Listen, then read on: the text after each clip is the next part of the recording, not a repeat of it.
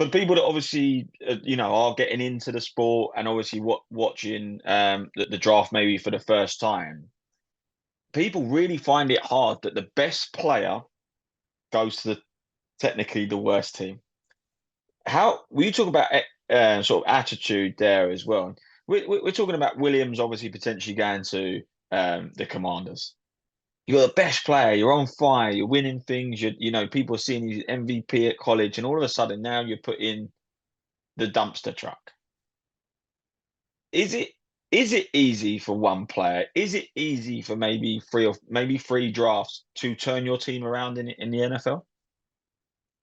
It's incredibly difficult because it's not just about a draft. If you can go and get the top guy in the NFL, and firstly, for a player to go in with that pressure, succeed to the level that they are meant to succeed at, and be an elite game changer, it's slim to none the percentages of that happening.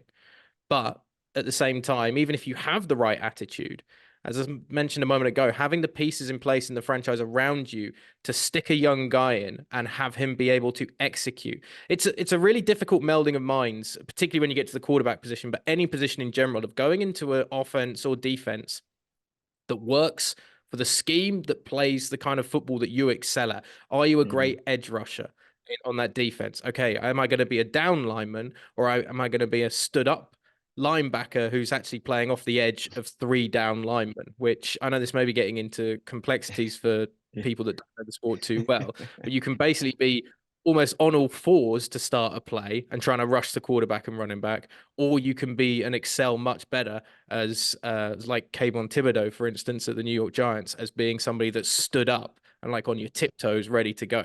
So is that defense going to put me in the right scheme for me?